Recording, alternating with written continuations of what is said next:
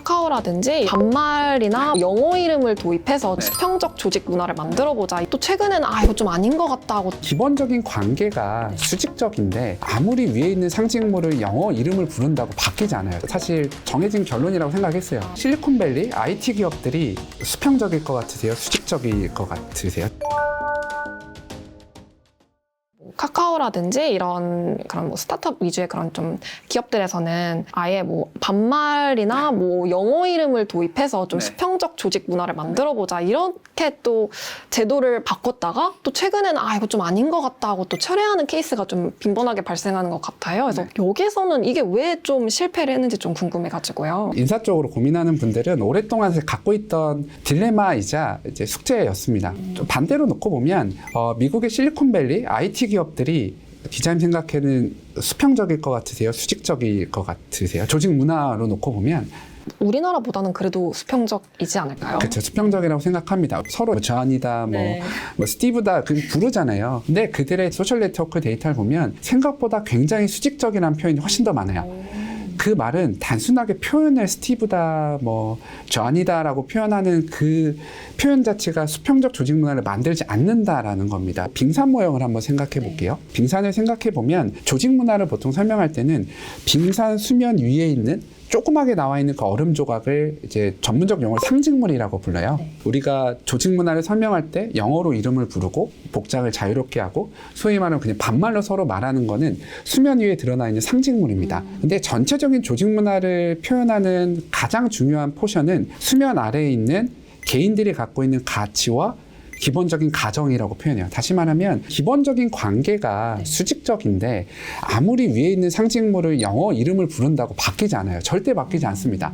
사실 정해진 결론이라고 생각했어요. 왜냐면 위에 있는 상징물을 바꾼다라고 밑에 있는 기본 가정들과 사람들의 가치관이 바뀌진 않거든요. 그럼 뭔가 좀 본질적인 걸 바꾸기 위해서는 좀 어떤 걸 추천하실까요? 기본적으로 사람들 간의 관계 저희가 이제 기본 가정이라고 불러요. 심리적인 안정감 이런 겁니다. Psychological safety라고 하는데 저희가 위에 영어 이름을 편하게 부르고 있지만 이 사람에게 내가 정말 내가 갖고 있는 솔직한 생각을 얘기해도 될까? 내가 갖고 있는 고민을 얘기해도 될까라는 거는 그 수면 아래에 있는 서로 간의 심리적인 안정감이 조성되지 않았기 때문에 발생하는 것도 있거든요. 내가 스스럼 없이 표현할 수 있는 그 풍토와 안정감을 조성해 주는 게 가장 중요하다라고 표현을 하고요. 이 두 번째로는 이제 리더분이나 조직 문화 자체가 서로 간에 안전하고 공유해도 되고 함께 간다라는 그런 역할에 대한 인식도 중요합니다. 예를 들면 제가 했던 데이터 분석 중에 상사에 대한 역할을 서로 어떻게 갖고 있는지를 분석해 본 게 있어요. 다시 말하면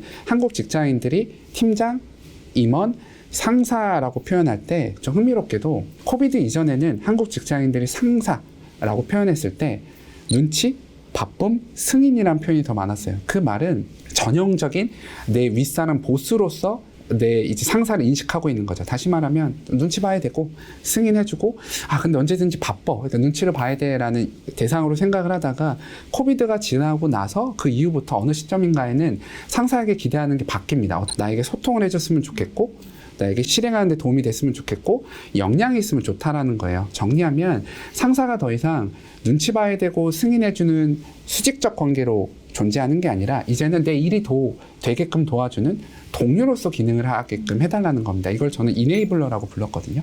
그러므로 상사에 대한 역할도 바뀌고 있어요. 그거를 리더분들이 아셔야 돼요. 근데 잘 인식을 못하고 계세요. 스포츠로 따지면 플레잉 코치 같은 역할을 해달라는 거예요. 근데 이제 상사분들은 앉아서 감독의 역할을 하고 계시는 거기 때문에 거기서 이 간극이 굉장히 큽니다. 그 책에서 읽어보니 고성과 리더 같은 경우는 그 리더의 상사가 평가하는 것보다 그 리더의 동료가 평가할 때 조금 더 높았다. 이게 굉장히 흥미로운데 조금 소개를 해주실 수 있으실까요? 사실 일을 잘하냐라는 걸 볼 때는 가장 정확한 판단할 수 있는 사람 동료입니다. 그러니까 왜냐하면 사실 우리가 일을 할 때 저희 기자님도 그러시지만 일을 과정을 모든 걸 다 보여드리진 못하잖아요. 상사분께는 우리가 소위 말해 짜친 일도 있고 힘든 일도 있고 이걸 다 보여드리진 못하고 결과를 갖고 상사분께 보여주기 때문에 상사분은 딱 나와 있는 그 결과물만 보는 거예요. 근데 내가 일을 잘하냐라고 할 때는 보통 두 가지로 구분을 해요. 하나는 영어로 따지면 태스크 퍼포먼스가 있고요. 하나는 컨텍스추얼 퍼포먼스라는 게 있습니다. 하나는 진짜 일 잘하냐 직무 성과, 하나는 맥락 성과라는 건데 이 두 가지가 다 있어야 성과가 높다라고 하거든요. 일 잘한다라고 하는 건데 상사분들은 보통 태스크 퍼포먼스 결과만 보세요. 근데 동료분들은 같이 컨텍스추얼 퍼포먼스도 같이 본단 말이에요. 그렇기 때문에 조금 더 정확하게 이 사람 일을 잘하냐라는 거는 동료분들이 더 잘 봅니다. 뭐 야근도 같이 하고 밥도 먹고 똑같은 정보가 왔을 때 일 처리를 어떻게 하는지도 보기 때문에 동료분들이 조금 더 정확하게 일을 잘하냐라는 거는 판단을 더 잘할 수 있어요. 그 말씀하신 그 컨텍스추얼 퍼포먼스라는 건 이제 그 일하는 과정을 본다는 말씀이신가요? 과정과 태도와 함께 협력하려는 걸 다 제반을 포함합니다. 그러니까 예를 들면 직무 자체에 대한 성과를 우리가 예측할 때는 뭐 인지 능력 같은 게 되게 중요하다라 그래요. 뭐 지능, 똑똑한 거. 하나의 일을 만들어낼 때는 프로세스라는 게 있잖아요. 같이 협업하기도 하고. 그러면 그 협업하고 프로세스를 이해하고 만들어 나가는 그 제반을 맥락 성과, 컨텍스추얼 퍼포먼스이고 그거를 예측하거나 설명할 때는 태도, 가치, 성격 같은 게 훨씬 더 중요해요. 이 세 가지는 동료분들이 더 잘 볼 수 있는 거죠. 각도가 다르니까요.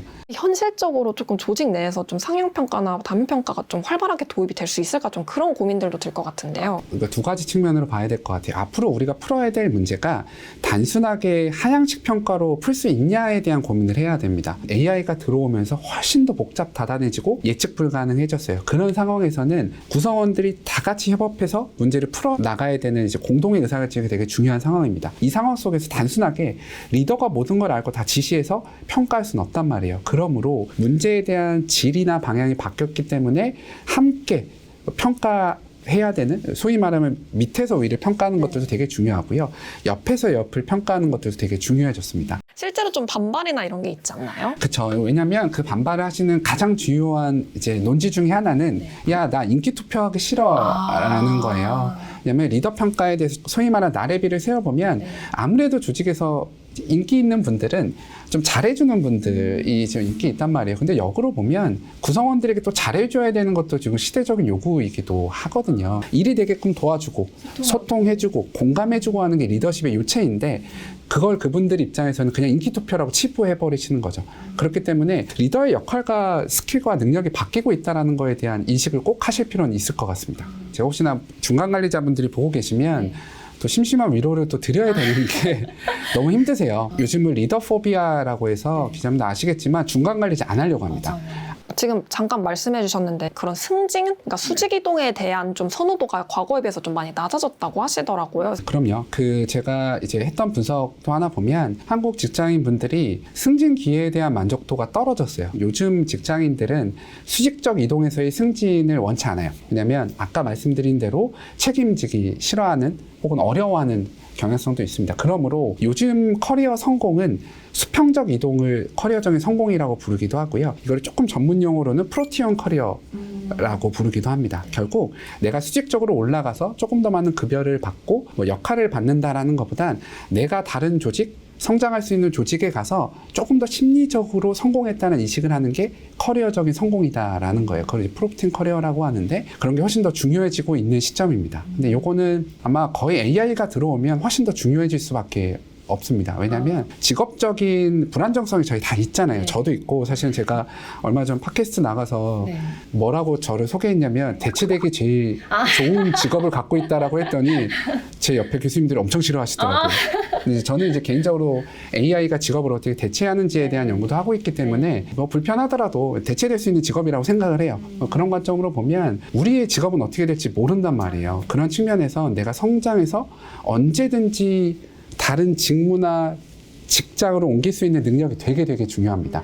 과거에 비해서 리더가 할 역할들이 정말 많아진 것 같습니다. 너무 많습니다. 너무 많고 힘들어 하세요. 근데 이제 동시에 그런 측면에서 좀 알고리즘이나 AI 도움을 받는 것도 많이 있습니다. 예를 들면 예전에는 중간 관리자분들이 팀원분들의 스케줄 관리도 해야 되고 뭐 리더분들의 수명 업무도 해야 되고 여러 가지들을 했었는데 요즘은 그분들의 업무 효율성을 높여주는 솔루션들이 많이 나오고 있거든요. 스케줄 관리도 해주고요. 성과평가 피드백에 대한 부분들도 알고리즘과 생성형 AI를 써서 자동화하는 부분도 많이 있고요. 그분들의 짐을 좀 덜어들려는 노력도 많이 하고 있습니다. 그래서 오히려 역할 자체를 과거의 단순 반복적이고 대체 가능한 부분들은 오히려 기계한테 주고요. 새로운 역할들에 좀 집중하는 그런 노력들이 많이 되고 있죠. 그래서 이제 그 조직 구성원의 그런 뭔가 범주가 좀 더 확장됐다 그런 말씀들도 하시더라고요. 네. 뭐 예전에는 뭐 사람, 뭐 상사나 뭐 부하 이렇게만 생각을 했는데 거기서 이제 뭐 말씀하신 AI라든지 네. 나중에 좀 도입될 뭐 로봇이라든지 이쪽으로 또 확장될 거다. 그래서 뭔가 조직원의 그런 개념이 조금 더 넓어질 때 좀 필요한 리더의 자질 같은 것도 있을까요? 이게 사실은 그거를 저희가 콜라보레이션 레볼루션, 협업혁명이라고 표현을 하기도 합니다. 앞으로 조직 내에서 함께 일하는 사람은 AI는 이미 들어와 있죠. 사실 저도 AI랑 엄청 일 많이 하거든요. 제 학교 PC는 2대가 더 돌고 있고요. 집에는 2대가 또 있어요. 저는 필요한 자료를 찾고 정리할 때 AI를 많이 씁니다. 그 친구에게 일을 주고 오거든요. 그렇다라고 하면 첫 번째로 중요한 건 AI를 내 동료로서 인식하는 거 중요하고요. 두 번째로 리더에게 중요한 역할 중에 하나는 너무 당연한 얘기겠지만 AI가 해야 되는 일에 대한 정의를 명확하게 해야 돼요. 다시 말하면 AI가 잘할 수 있는 일이 있고 더욱 인간의 능력을 높여주는, 증강할 수 있는 일이 있거든요. 인사 용어로 직무정의라고 합니다. 이 친구가 해야 되는 직무를 명확하게 정의해주는 능력이 중요하고요. 두 번째로는 AI가 하는 일에 대해서 성공과 실패를 명확하게 정의해줘야 돼요. 어떤 일을 했을 때 성공이라고 해줄 것이며 어떤 일을 했을 때 실패라고 정의해줄 것인지, 이게 중요하고요. 네 번째로가 가장 프랙티컬리 중요할 것 같은데 소위 말하면 증강지능이라고 표현을 합니다. 어규먼티드 인텔리전스라 그래서 AI랑 함께 일할 수 있는 능력 자체를 리더가 키우셔야 돼요. 그건 뭐냐면 단순하게 AI를 써서 일을 하는 게 아니라요. 내가 갖고 있는 능력 자체를 얼마나 높여줄 수 있느냐 라는 데 초점을 맞춰서 컴퓨터랑 함께 일할 수 있는 그 증강지능을 키워야 되는 겁니다. 대표적인 게 뭐 알고리즘에 대한 이해는 아주 기본적으로 하면 좋고요. 뭐 수학적인 사고 혹은 AI랑 일하면 가장 어려운 게 사실은 너무 빨리 바뀌는 걸 받아들이는 거예요. 그러니까 AI에 대한 알고리즘이나 의사결정을 할 때는 얘가 자체 일하는 프로세스에 대해서도 이해를 해야 되지만 얘가 일하는 방식이 계속 업데이트 되거든요.